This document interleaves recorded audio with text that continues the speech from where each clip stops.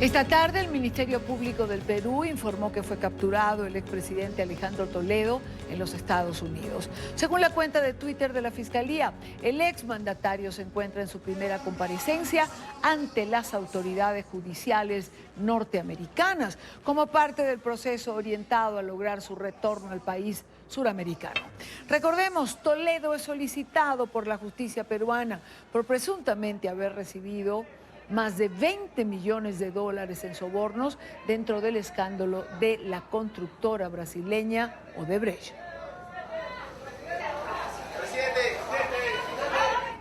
Hacemos contacto a esta hora, saludamos a Jorge Haley, periodista radicado en el Perú. Jorge, bienvenido, buena tarde para ti. Hola Irania, hola a toda la audiencia, muy buenas tardes a todos. Finalmente, pareciera comenzar a definirse la situación del expresidente Toledo. Bueno, esto es lo que ha dado comienzo ya a un proceso, Irania, que tiene más de 2 años, ¿no? Sí. Y por ahí me gustaría contarle un poquito a la gente que nos está viendo que esta decisión de esta detención ya con pedido de extradición que ha ocurrido hoy en los Estados Unidos, un 16 de julio, en realidad comienza un 9 de febrero del año 2017, o sea, hace 2 años y medio que estamos con una historia compleja que involucra al expresidente Toledo. Empieza un 9 de febrero cuando un juez peruano llamado Richard Concepción Carguancho solicita una prisión preventiva a raíz de tener unos indicios de que efectivamente el expresidente Alejandro Toledo habría recibido coimas. Desde ese momento hasta el día de hoy han pasado muchísimas cosas, Idania.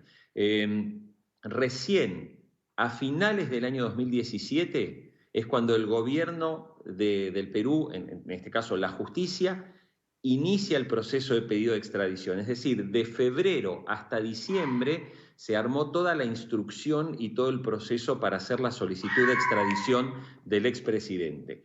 Y en marzo del 2018 es cuando se aprobó. Es decir, fíjense el tiempo que ha transcurrido en todo este lapso hasta que hoy finalmente tengamos que este es el primer paso. Esta primera detención no quiere decir que ya viene la extradición. Ahora vienen otros procesos porque se tienen que presentar alegatos, etcétera, para que finalmente la justicia de Estados Unidos apruebe la extradición. Claro, pero digamos, el presidente Toledo no quiso presentarse a la justicia en el Perú, es decir, ha esperado que este proceso de inicio, y evidentemente, como tú señalas, de aquí en adelante todavía queda un trecho por recorrer.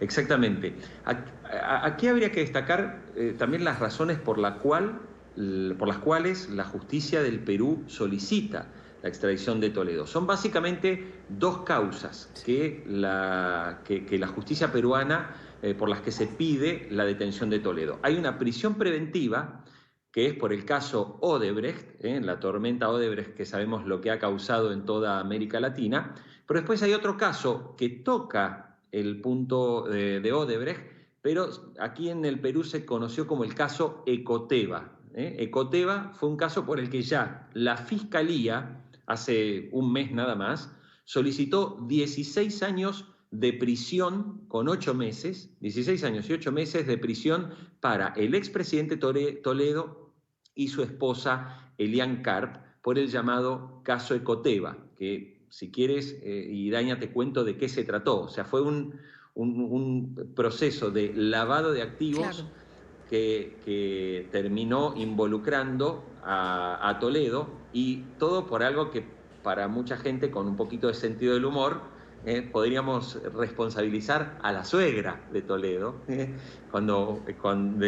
cómo fue que se llegó a esta situación con el caso Ecoteva. ¿Pero fue por qué? La suegra... Eso te iba a decir, ¿por qué la suegra? Cuéntanos. Bueno, esta es la parte, vamos a poner la parte que casi es cómica, ¿no?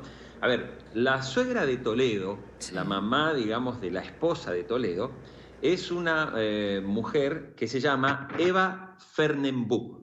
Eva Fernenbuch. Esta mujer, con más de 80 años, decide en el año 2012 comprarse una casa en un barrio exclusivo de Lima por la que iba a pagar casi 4 millones de dólares. Una mujer de más de 80 años, ya retirada, jubilada, quería comprarse una casa de más de 4 millones de dólares. Y además quería comprar en un complejo de oficinas de lujo una oficina en casi 1 millón de dólares más. Es decir, esta mujer utilizó casi 5 millones de dólares para hacer una compra a su nombre. Y claro, la pregunta que vino rápidamente es: señora, ¿de dónde sacó usted la plata para hacer esta adquisición? Además de que era la suegra de Toledo. Y ahí es que se llega que los fondos utilizados para esta adquisición se habían hecho con una firma llamada Ecoteva, que estaba inscrita en un paraíso fiscal. Y ahí es donde se empieza a tirar del hilo y se descubre que esta cuenta era una cuenta a donde se derivaban sobornos que el expresidente Alejandro Toledo había recibido durante su etapa como presidente. Es decir, una compra de un inmueble fue lo que destapó la olla para que finalmente la justicia llegara a esta información, que no estamos hablando de 5 millones, sino que estamos hablando de, hasta el momento, 35 millones de dólares que estarían ya prácticamente comprobados y registrados, sí, que el expresidente Toledo recibió durante su gestión. Me hiciste recordar cuando preguntabas de dónde esta señora ha sacado 5 millones de dólares. Debe ser del mismo lugar de donde sacó Florencia, la hija de Cristina Fernández, los 5 millones de dólares que estaban en la caja fuerte, que eran como el menudo, pues. Exactamente. que había en la caja fuerte. Le tenemos que contar a la audiencia que cuando este caso estalla hace unos años, en 2012, 2013, en el Perú, sí, el expresidente Toledo, que es un hombre muchas veces verborrágico y que se le han pillado muchísimas veces muchas mentiras, él aseguró que su suegra había obtenido el dinero de las indemnizaciones que el gobierno alemán le otorgaba a los sobrevivientes del Holocausto. ¿Sí? O sea, se inventó la historia de que ella había recibido ese dinero, pero se comprobó claramente que esto nunca había ocurrido. Esto era directamente dinero mal habido, dinero obtenido de coimas, ¿no?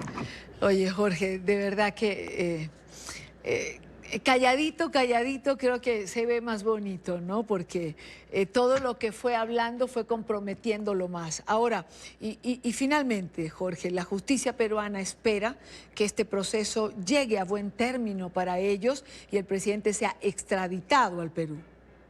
Exactamente. Mira, aquí hay algunas cosas importantes a destacar. Si bien ahora hay que esperar un proceso porque sí, van a haber alegatos y la justicia, o sea, esto no va a ocurrir rápidamente, creo que sí hay que decir algo.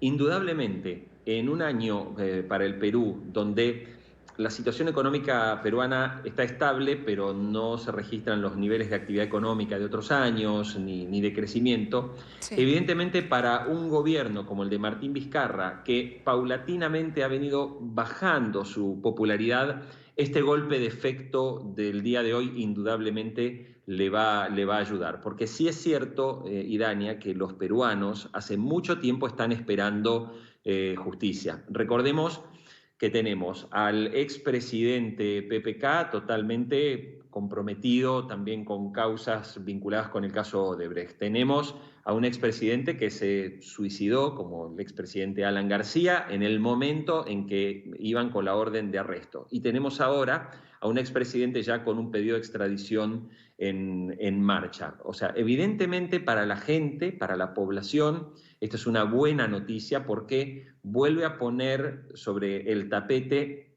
uno de los puntos débiles que históricamente tienen nuestros países en América Latina, que es el sistema judicial. El comportamiento que los fiscales, Rafael Vela, José Domingo Pérez, que el juez Concepción Carguancho e incluso el primer fiscal, Hamilton Castro, son los que llevaron adelante todo este proceso que hoy está mostrando al Perú, sin ninguna duda, como uno de los países que más fuertemente está luchando contra este mal que fue el caso Odebrecht, realmente ya con mucha gente involucrada y metida en la cárcel, ¿no? Ciertamente, así es.